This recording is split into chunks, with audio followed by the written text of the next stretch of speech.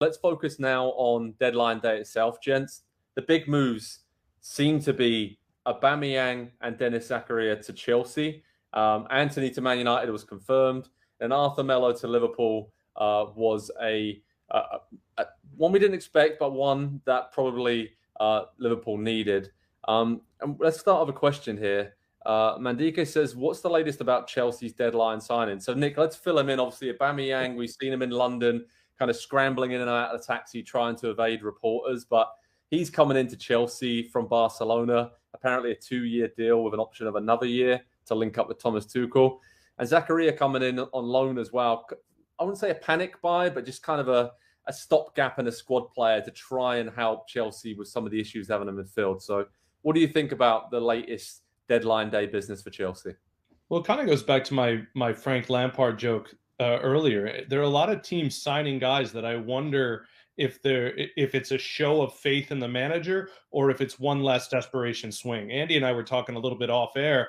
Aubameyang scored goals, right? 11 goals in 17 games for Barcelona last year, was brilliant against Real Madrid and in El Clasico. He's a big-time player, but what does it mean for your room? What does it mean for Thomas Tuchel? And how should we be viewing Chelsea right now, especially with a new owner there who wouldn't necessarily be bound to Thomas Tuchel? Yeah. That's what I want to know, because you ask me about Anthony, and I'd say, well, it's a guy who's signed by a manager for a long-term project. You asked me about Arthur Melo. We know that would be thumbs up, approved by Jurgen Klopp. But Zakaria is a terrific player. We've seen him for a bunch of years with Gladbach. I think he's been linked with every top 6 team over the last 3 years or so. Aubameyang, is this a move for now, or is this a guy in January who's going to be like, how do I get out of here? Andy, what are your thoughts on Chelsea's business late in the window? Yeah, we're 8 months removed from Pierre-Emerick Aubameyang's not so gracious exit from Arsenal, and it feels like everybody has forgotten just how quickly that went terrible. I mean, he threatened to derail the entire season. I think in the end it turned out to be good because they were able to move him on and then truly turn the team over to that young group of players. But if anybody that watched All or Nothing saw the way that he created that situation, drew it out over a long period of time, and really tanked that locker room, I look at Chelsea and I say, well, that's a team that's already threatening to maybe come apart 5 games into the season under a manager that might find himself under pressure here pretty soon. I don't know if that's the kind of figure, one, that, to Nick's point, that I want to bring into the team. But I think, two, also, I sat here in this same chair, and I think you guys were in the same spot, different plants around me at the time. And when Arsenal brought him back, or when Arsenal were assigned him to the new contract, and said 3-year deal for a player at that point, that's not going to look great a year or 2 or 3, especially down the road. He didn't even last halfway through that contract, and now he's back on another 2-year deal at Chelsea. And I just wonder, are we about to be having the same exact Aubameyang experience, just at a different club in London? I don't know, though. I can see him scoring 15, 20 goals for Chelsea, the way they play, the way that they just need a finisher. I can see it happening, and the fact that Nick mentioned it there, Thomas Tuchel is essentially the guy that really ignited his career at Dortmund, wasn't it? He played so well for him, understands his system, and Chelsea have been crying out for just a poacher.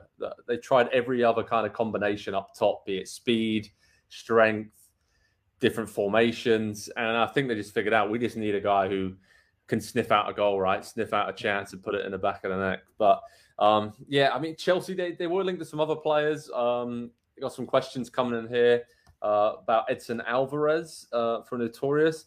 Edson Alvarez isn't going from Ajax. He wanted to go. Apparently, there were reports out of Holland that he was refusing to train, but Ajax sat down with him and said, look, it's too late in the window. The window's already shut in Holland, so we can get a replacement for you. But that's interesting, right, Nick? I mean, from an L3 perspective, Alvarez has been really, really solid, really consistent, Champions League, winning titles with Ajax. So that makes sense for Chelsea, and we're probably going to see him come to the Premier League. Obviously not this window, but in windows coming up. And it's a big few months for him in the World Cup as well to really announce himself as a star player. So what do you think about that potential move for him in the future? I like the chances of his price tag going up even more at a World Cup. It seems to happen a lot with CONCACAF players, especially. Look, we don't know how Mexico is going to do, but I'm pretty confident he's going to be a key piece of whatever they do. So I think we saw that in a number of transfers. guys who were purchased because they might get a lot more expensive in a few months. And maybe that is a reflection of the World Cup. I saw also maybe that's one of the reasons that some transfers didn't happen. The comments about Cristiano Ronaldo, right, were that, well, it's just 13 more games until the World Cup. So for him, can he stomach just sitting? And then obviously all eyes are going to be on him in Qatar. So very interesting. I like the idea of Edson to Chelsea. I like the idea of him in a Premier League system with a coach who believes in him. And again, I'm beating the same drum, aren't I? Thomas Tuchel. I wish we had some. I wish we knew for sure that Todd Bowley was behind him, but maybe this Aubameyang transfer tells us just that. I bet Thomas wishes he knew that as well, Nick. Yeah, that is very true. That is very, very true. When we look at some of the other deadline day deals, I mean, Melo to Liverpool, Andy, that makes sense, right? With their midfield injuries, obviously Brazilian international player, very good on the ball, kind of a very solid player that Liverpool need there. We've seen how good some of the young players, Harvey Elliott and others, have been stepping in with Thiago out and obviously Fabinho in and out of the team to start with. Now Jordan Henderson's injured. And then Oxlade-Chamberlain, Naby Keita, so many injuries for Jurgen Klopp to deal with there. Makes sense, doesn't it? And I don't know, I kind of like this move on multiple levels. Yeah, when Liverpool do injuries at one position, they really do injuries at one position. Remember center back a couple of years ago in January, everybody was out. They brought in multiple players. I think this will probably be fairly similar to that where, he's not going to make a long-term massive impact on the club, but he is going to be someone that you can probably plug in this weekend, maybe as soon as if you need someone to give you a solid 60, 70 minutes to start a game and just be the bridge to when you start getting some of those guys back. Because, all due respect to Melo, there is a difference in class of player from the players that you name that are injured that start in Liverpool's midfield to what he is. And I think if that wasn't the case, he would be a much more regular starter at a higher level, but it's the right type of player to bring in, seems to fit the profile of what Klopp wants. And like Nick said earlier, I'm sure he wouldn't have signed off on it, if he didn't believe that he could fit into that team. So it's just a nice job of getting, I think, in the depth that Liverpool are going to need over the course of the season. And maybe this is the only point of the season where they need it. That's fine, though. You've got what you need. Absolutely. Absolutely. Nick, when we look at the money that the Premier League teams and the Premier League as a whole has spent over the summer window, we're talking record amounts like Chelsea, Man United, upwards of $300 million, right? It's just absolutely incredible the amount of cash they're spending on not huge overhauls, but 5-6 very good players. When we look at that, what does that tell you about the strength of the Premier League? And also when it comes to the Europa League or Champions League, is it all set up for another sort of year of dominance for the English clubs? Because when you look around Europe, there isn't as much money being spent, right? Yeah, it feels like you need a really bad draw or just a horrific run of form to not make it kind of deep into the round. These teams are loaded. I saw a story, I think, equating to the last rung on the Premier League table, staying alive, get you $150 million American, something along those lines. So you can spend, right? Every team can spend. And look, we're going to end up talking about it at some point, but I saw, as you guys know, I've followed Newcastle for the better part of 20 years. And obviously there's a lot of focus being on the 230 million or whatever has been spent since January. And that's a lot of money until you realize what fans were yelling about, that they were the only team not spending for a long time. And you can't do that anymore. Obviously, we're talking about a polar shift here in terms of spending, but you have to. And it's why Scott Parker was so mad at the Cherries. As you say, listen, are we going to buy some guys or no? And there was almost an acceptance, it seems, around Bournemouth circles that if they don't buy, they're going to, it's not going to work out for you. You better be prepared to go right back down. So I can't help but look at moves like the Liverpool move and feel like, all right, these wages are going to be a lot. We haven't spent. We have to get somebody today, even though Arthur is pretty much a one-dimensional guy. He's going to carry the ball and he's going to press really hard, and you're not going to expect much else from him. But you do that because you need to stay. Every spot on the table is millions and millions of dollars. Oh, absolutely. Very good point there. We got a question coming in from Shia. It says, are those all the Man United transfer news? And I think we expected a bit more, right? Obviously, Anthony, we knew was going to happen. But Andy, the most surprising kind of thing for me about the window essentially was Cristiano Ronaldo actually staying at Man United in the end after all the fuss and all the reports. And I think he's probably surprised to still be there, right? And nearly scoring a bicycle kick coming off the bench against Leicester tonight. So what do you think about that? I mean, in terms of Manchester United's business, we talked a lot about Chelsea and Liverpool and others there, but yeah, they've done okay in the window, right? Yeah, this is really complex, and I don't think we have to make it complex, though. They have gotten better since last season ended. I think unequivocally better. Cavani, Lingard, Mata, Matic, Pogba. That's a lot of money all gone off the books. No one with any semblance of a short or even long-term career at the club. Malacia, Eriksen, Martinez, Casemiro, Antony, all in. 3 players 23 years or younger, a couple players right at 30, but have shown very recently they've still got a lot left to give to the team. I think if you look at just that math, the subtractions and the additions, it looks like a good window. It might even be a great window for a lot of clubs to swap out that much bad or that much uselessness for that much good in the team.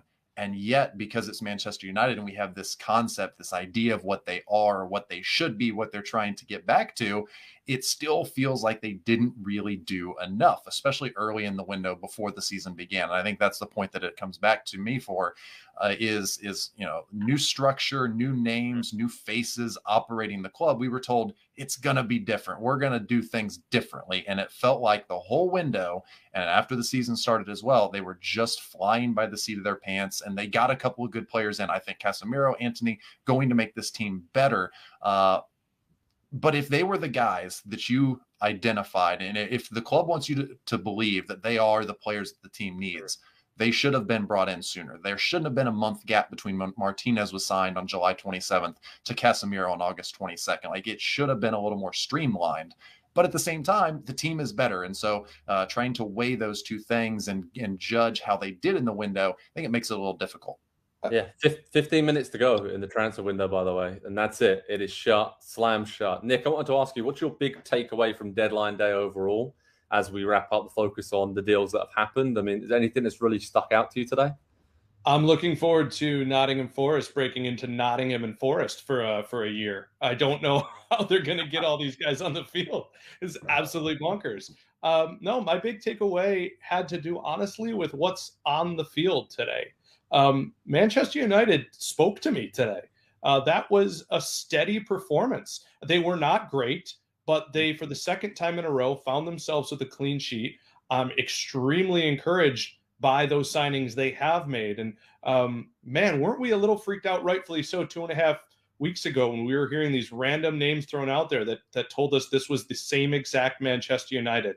And I just feel, after watching Varane and Martinez together, the steady Varane and Martinez, kind of the rambunctious little guy running next to him. Not that he's taller than me, but they keep saying, right, not 6'5" guy. And I start to think to myself, I would have liked them to dodge the Ronaldo bullet, so to speak, but I don't know if the players that we all said, wow, what's happened to them, aren't looking a lot better in a system. And Andy and I, it's the one thing we stressed, right? And Joe has been stressing it for a while. You have to have a system. And I'm thinking they might have it. I'm thinking they might have a system. It's going to take a long time for it to be fluid and a lot of pieces for it to be good. But they can float around the place they're in right now on the table. Yeah, that's very true. It's a good takeaway having the game on transfer deadline day as well, just to make things even busier for us. But yeah, head over to Pro Soccer Talk on NBCSports.com for all the latest news around the Premier League on deadline day, transfer news. We'll have you covered with the full list of moves all summer long, reaction analysis, and lots more. And it's been fun, gents. It's been really, really fun deadline day and focusing on these transfer moves all summer long. Hi there, I'm Rebecca Lowe, studio host for NBC's coverage of the Premier League. Don't forget to hit subscribe to watch more videos all season long. For even more Premier League content, from original series to live matches, head over to Peacock and be sure to tune in for Premier League mornings every weekend on USA Network and on Peacock. We will see you over there.